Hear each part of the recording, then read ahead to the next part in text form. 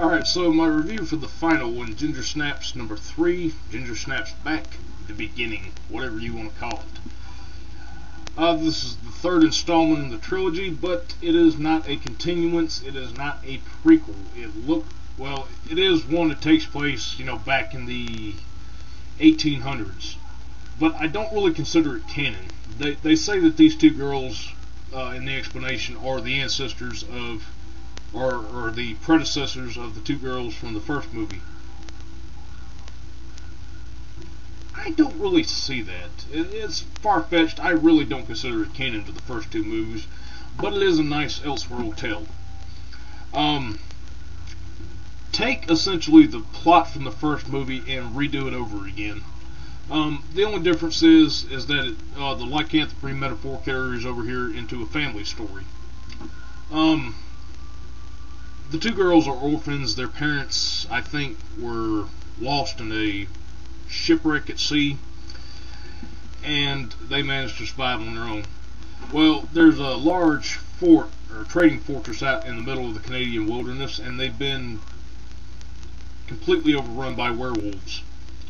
And there's like this really radical priest there, and he says they kind of operate in the old sense that, women will be troubled there, and he brands some witches a few times, but the guy that's in charge of the place lets them stay and rides it off. And their presence there is found really disturbing to a lot of the men. Basically, Ginger gets infected. The guy that's in charge of the fortress has a son who happened to be bit. He told the other guys that he killed him. The kid manages to get out, bites Ginger, and then the shit happens all over again. What's different about this movie, however, is that we have a large pack of werewolves on the outside, and we get to see what they fully look like once they're far into their transformation. I really like the creature effects. Again,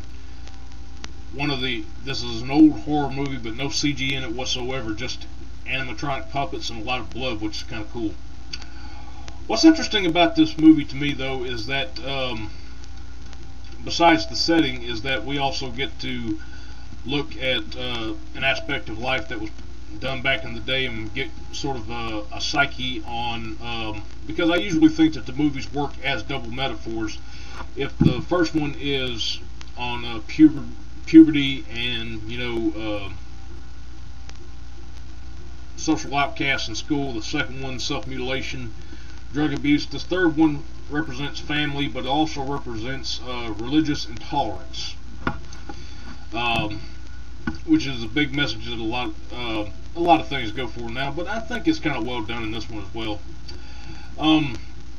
We have this Indian guy, or a Native American in this movie, who is simply called the Hunter. He has no name, but he manages to show himself to be a pretty competent fighter towards the end of the movie.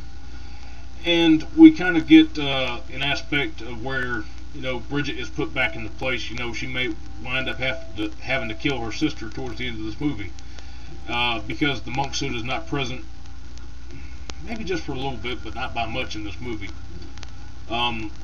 Apparently they don't have hypodermic needles, obviously, so you can't give her anything, and the change is pretty much going to happen regardless.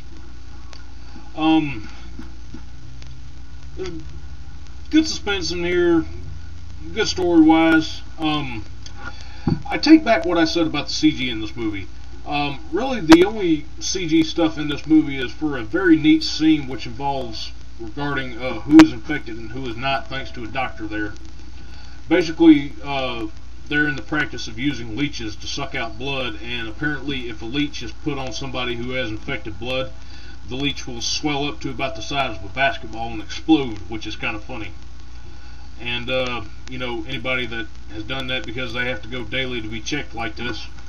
And there is a very bad scene regarding a guy who actually got bit by, I think it might have been the kid that he was bit by. And, the leech winds up exploding when it's put on him, and then somebody just blows his damn head off, which is sad. But again, dark humor plays a lot throughout these movies. There's a really good battle sequence that takes place towards the end of the movie regarding once Ginger succumbs to the transformation, she doesn't transform into a werewolf in this movie, but she does remain albino, or she turns like pasty white for like the duration of the movie after that point, and it's up to Bridget whether or not she wants to kill her. The fight's good. The overall story is good. I think there was a third motivation in making this movie, besides money and besides trying to do a double metaphor in this movie. I think when it gets down to it, because the first one ended so tragically, I think ultimately what the entire point of this third movie is to have a happy ending. And not really so much a happy ending as for everybody as it is for the two sisters at the end of this movie. You know, it's not bad. Certainly a pretty good movie.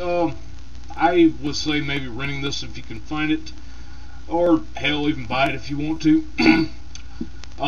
Because I think this trilogy certainly does much better than what the Dusk Till Dawn trilogy did, whereas movies just kind of got bad or even mediocre as they went along after the first. But you know, all in all, this trilogy is not bad. I said I recommend it, so yeah, go check it out. It's actually a pretty good watch. And that's pretty much it for my Ginger Snaps reviews.